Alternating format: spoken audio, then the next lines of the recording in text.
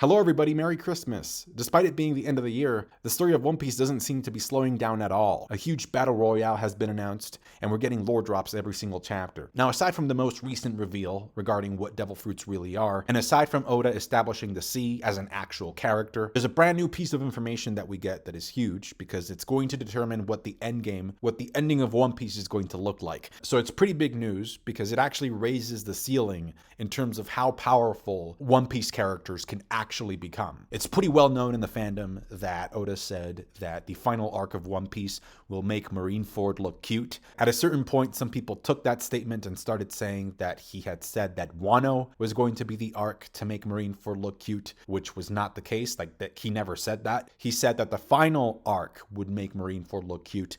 And based off of what I'm about to tell you, what I'm going to tell you in this video, I can now see why he said that. And I think the reason heavily involves the Admirals. Also, I have to say that aside from the NL cover story, this cover story with Germa has been the most invested I've been in any cover story in the entirety of the manga's run. We now know that Queen was thin at a certain point, and perhaps popular, so the lyrics to his song might have been written from experience. It seems like Judge is wearing something that his future son would be caught wearing, and then Vegapunk wearing a Hawaiian shirt explains why it was that Jinbei was also able to find a Hawaiian shirt in Egghead. And the mysterious female companion, I think, has to be either Stussy or Sora. I'm gonna go for Stussy just because of how much she knows about Egghead. Plus, the girl's style seems to be based off of what Big Mom used to wear back in the day. And we know that Stussy and Big Mom had some degree of closeness because she got invited to the wedding. So maybe Stussy was basing her style back then on the famous pirate Charlotte Linlin. Reddit user Golden also pointed out that the female is wearing high stockings and gloves, which completely matches Stussy's sense of fashion during the reverie. Apparently, Sentomaru used Rio to attempt to block Lucci's attack, and that still wasn't enough. So whatever Lucci's haki is now, it's capable of bypassing Sentomaru's Rio. So this kind of seems like Oda's kind of making fun at Sentomaru's initial claim back in Sabaody about him possessing the world's greatest defense. Now, I want to bring attention to the fact that despite going up against a Yonko, despite fighting Luffy in Gear 5th and taking several hits, Lucci's confidence remains the same by the end of the chapter, and he only has a couple of patches / band-aids on him. One on his face, his cheek, and the other one on his arm. That's crazy. That's nuts. These Zoan awakenings are no joke, especially when we consider the recovery feature. Now, the amount of tension that I felt because of Luffy going Gear 5 cartoon mode in this fight was definitely below zero. The mode itself is pretty creative, appearance-wise and function-wise, but there is absolutely no sense of danger in a fight when this mode gets activated. So I appreciate the drawback of Luffy turning into an old man by the end of the use, because that creates some degree of tension, and that's like, well, not everything is fun in games, because look what happens. Plus, Sanji also reminds us that the group of Straw Hats that are upstairs in the punk record section of the island are still technically magnetically stuck to the floor. And so both of these things are ways in which Oda is trying to increase the tension of the arc, given that Luffy's power is now what it is. That stated, those are not the only two things that he's doing to increase conflict or to plant the seeds of conflict. He's also actually been pretty good at letting us know that he's planning on revealing a power unlike anything we've seen in the series that is completely tied to a particular Devil Fruit group. And the reason for that is because he has to introduce a power into the story that can actually present some degree of resistance to Luffy's God mode. We need a special force or power in the story that actually matches or surpasses Luffy combat-wise. So Vegapunk basically says that in terms of replicating Devil Fruit powers, the Zoan classification is the easiest. And this is because these Devil Fruits are based off of animals. And even the ones that are based off of mythical animals, Vegapunk has actually proven that with enough resources, he has the ability to recreate those Devil Fruits as well, such as the case with Kaido's Devil Fruit, which, by the way, now we know why there were real-life dragons that were artificially created by Vegapunk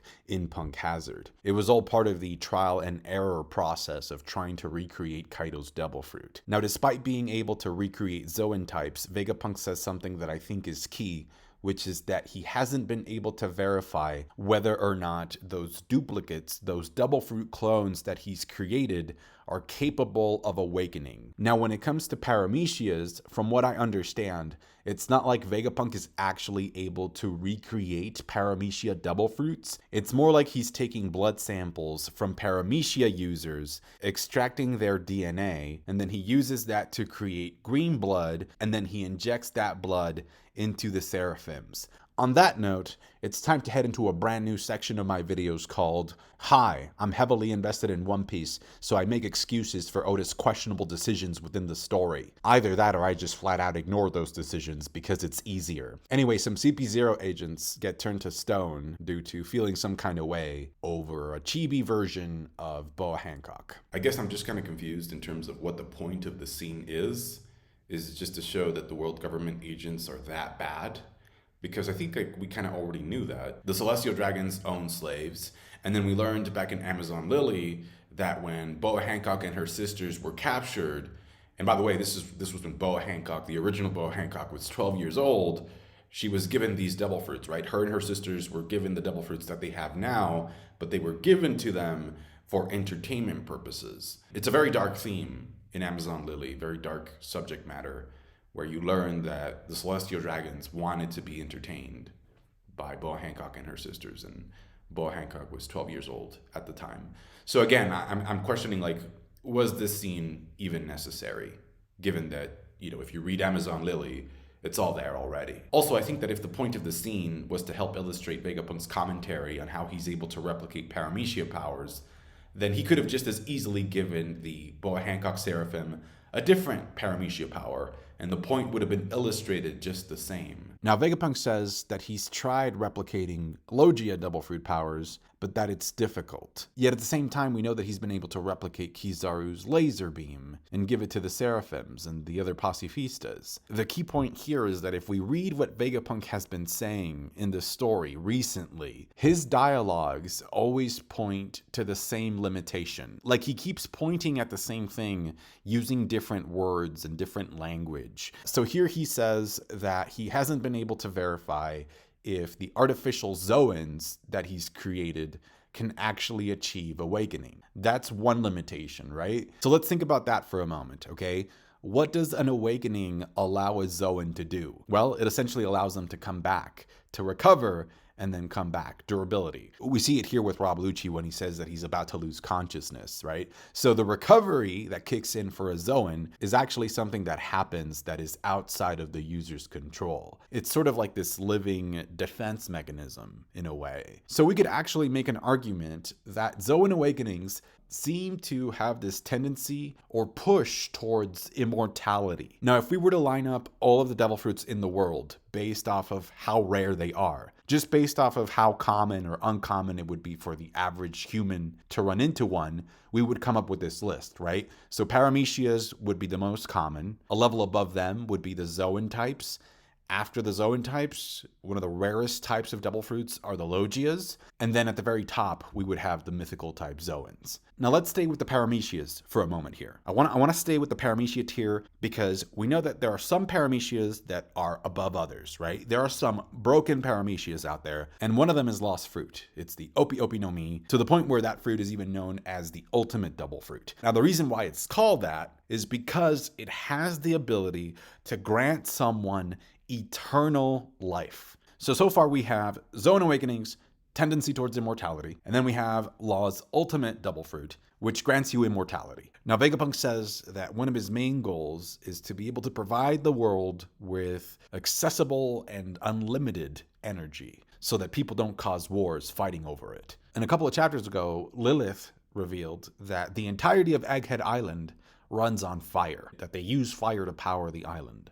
Now, fire, as we know, is an element, more specifically a natural element that occurs in nature, which is exactly what all Logia Devil Fruits are based off of. Now, the thing that makes Logia Devil Fruits stand out from all the other ones is that, aside from Vegapunk not being able to replicate their powers, Logias allow the user the ability to generate an infinite amount of their respective element. Like, they never run out of it. It's always available to them, like an infinite resource. And this tendency towards infinity is also present in other aspects of Logia Devil Fruits as well. Just take Caribou's Swamp Fruit and Blackbeard's Yami Yami no Mi, for example. Both of these Logia powers are similar in that they provide the user with an infinite amount of space that they can absorb stuff into. And from what we know, this is not just an internal ability that only relates to a Logia's body, because we have two examples of two Logia users being able to manifest this ability externally and change the weather of a place permanently. Forever. So it's no wonder why Vegapunk can't recreate Logia Devil Fruits, because if he could, his dream would already be a reality because he would have access to an infinite amount of energy. Think about this. The smartest man in the world is able to recreate Kaido's mythical Zoan Devil Fruit, but he's still somehow not able to recreate Logia powers. What do you think that says about Logias? Along the same lines, Vegapunk says that despite studying the ancient giant, he was still not able to recreate its power source.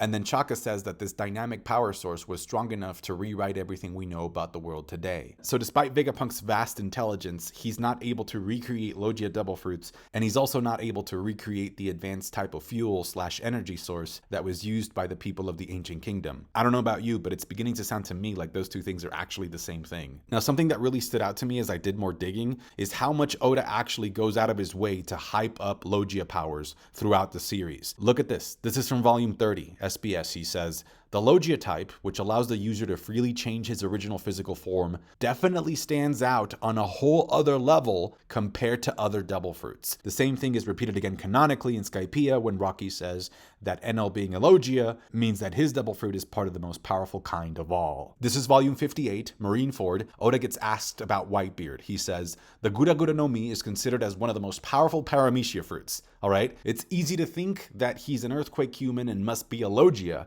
So look at what he's doing. He's comparing Logias to one of the strongest, if not the strongest, Paramecia ever. And then he says that Whitebeard is a vibration human, and that means that he's a Paramecia who isn't any weaker than Logias. Now, to quote Sengoku, the power of the Gura Gura no Mi has the power to destroy the world, right? And Oda is literally saying that he considers that power to be on the same level as Logias. This also ties into the Logia power of the Magu Magu no Mi being ranked as one that has the greatest attack power in the series. With that in mind, I don't think it's a coincidence that the creation process of the poneglyphs, which we know to be indestructible, actually requires a volcanic eruption. Plus, I also don't think it's a coincidence that Oda picked magma as the thing that actually played a role in defeating Tu Yonko. Now, obviously, it's not enough just to be a Logia to be a top tier. After all, there's this scene in Fishman Island where Peckhams tells Caribou that Logias who think that they're invincible tend to have short lifespans. So you really need to hone and master your element to the fullest,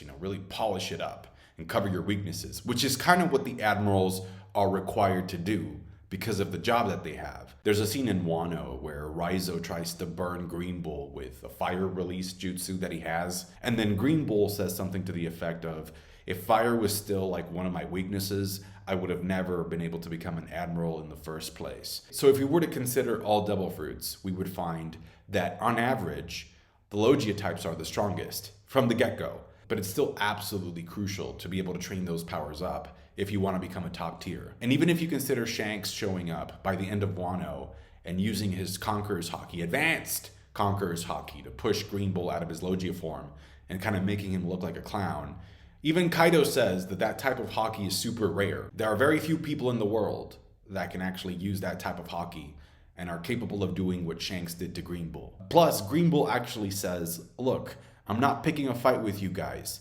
Not yet. Not yet." I wonder if that could mean that he might have plans to fight a Yonko crew in the future. Because in Wano, Green Bull actually kind of called in, like he wanted to request, or he requested one battleship. I think it was one battleship that never paid off, but it was just one battleship. Here in Egghead, Kizaru literally says, "Send every battleship you can to Egghead." Because he's trying to intercept, he's trying to prevent a Yonko crew from leaving with Vegapunk. And he's asking for every single battleship that the Navy can actually allow him to have. Now in Wano, Green Bull actually says that the forest is just as much a cradle of life as the sea itself because it's pure logia, which is interesting considering that the sea has recently been described as this antagonistic being with the power to punish devil fruit users. And this also relates to a very popular theory that's been circulating recently about the 4 elemental gods in the story of One Piece. You know, the ones that get mentioned during the Skypiea flashback. So it's the god of the sun, the god of the rain, the god of the forest, and the god of the earth. But then also back in the present, while reflecting about Enel's devil fruit power, Rocky actually says that lightning was also actually seen and feared as a god back in ancient times. Now when it comes to the 4 gods that were mentioned during the Skypiea flashback, people have been debating the identity of each one, and the 2 options that people seem to agree upon the most is that Luffy is in fact the new sun god, and that Green Bull is actually the new forest god. Now I've seen people speculate that maybe Dragon is the god of the rain because of how it started raining back in Logtown when he was first introduced, but I actually think that it might be Emu, because I think that she might be the living representation of the biggest body of water in the world. Also, she kind of made it rain in Lulusia Kingdom. Granted, it wasn't really water, but you get the idea. And then when it comes to the god of the earth, I definitely think that title would be appropriate for Akainu, because not only do volcanic eruptions actually create land/earth, but also magma is actually liquid rock. Now, initially, I must admit that I was pretty skeptical about this theory, about these new gods, but then I remembered that Whitebeard told Marco that before Pangaea Castle existed in Marijoa, there used to be a land of gods at the top of the Red Line. And then we also know that the top of the Red Line is actually a collection of different islands with different climates and weathers. So maybe the gods were able to create these different types of islands because they were masters of the elements. Plus, we've also now established how some of the most powerful devil fruits seem to be geared towards reaching infinity as their power level. And so to me, that's like a very godlike tendency, which explains why Vegapunk can't recreate Logias, because on average, not only are they the strongest type of fruit, but then they're also the closest ones to being able to tap into this infinite power potential. So the really big question here is this. We know what Paramecia awakenings do. We know what Zoan awakenings do. Why don't we know what Logia awakenings do by now? Honestly, I think it's because Oda is saving the best for last. And I also think it's because Logia awakenings are going to be broken as f***. Because from a narrative standpoint, in order for this story to continue to have tension, combat-wise, you need to have something. You need to introduce something that challenges Luffy's new power-up, which literally allows him to poof objects from his imagination into existence. Because those are literally god powers now. Like, those are powers that they have nothing to do with a basic rubber fruit anymore. We've gone far and beyond that already. So if we think about, okay, who would be strong enough to be able to oppose Nika the sun god with the powers that he has right now? How do you kill a god? I do not know! Who would be strong enough to oppose a god? What kind of character would we need to fight against a god, to challenge a god? And I think, what the fandom is saying from what I'm hearing is, well, other gods. And so because of this tendency towards infinity that I've talked about that some devil fruit powers have, plus sort of achieving some degree of immortality and, sort of reaching something that's eternal, also being kind of like a theme in the series in certain places, I would not be surprised if near the end game we start getting these fights that are like infinity power level versus another infinity power level, just the battle of infinities. Specifically when it comes to like the gods or Logia powers reaching awakening. And we could even throw in Black Blades into that equation as well, because what we know about Black Blades is that they're permanent, like their status doesn't fade. In a sense, they're eternal. Now, if we study math in terms of like infinities versus infinities, we know that not all infinities are created equal. And then as crazy as it sounds, we also know that there are some infinities that are bigger than others. So for example, if you started counting from number 1, towards infinity, right? It would typically go 1, 2, 3, 4, 5, 6, 7, all the way up towards infinity. And that would be one size of infinity. But then if you actually took into consideration the fractions between each of those numbers that you counted, they would be an infinity that's bigger than the one you just counted. And you haven't even gotten to 2.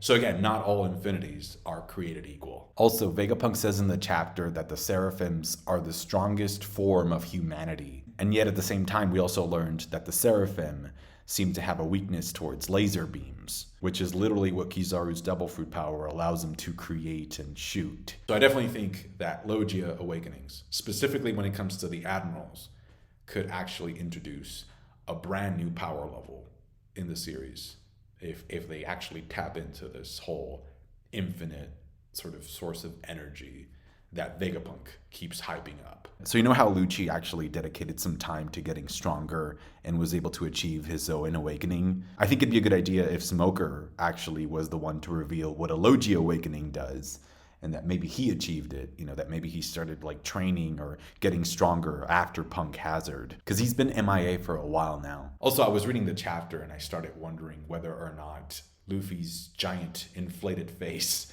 coming out of the ground was supposed to be a reference to Ivankov. And that is going to do it for me today, guys. Thank you so much for watching. Thank you for all of your support throughout the year. Comments, likes, subscriptions, all of that, everything you do. I really do appreciate it. Thank you again for all of your support throughout the years. I hope you have a great Christmas and a Happy New Year. Take care. Thanks for watching, and I'll catch you guys later. Bye.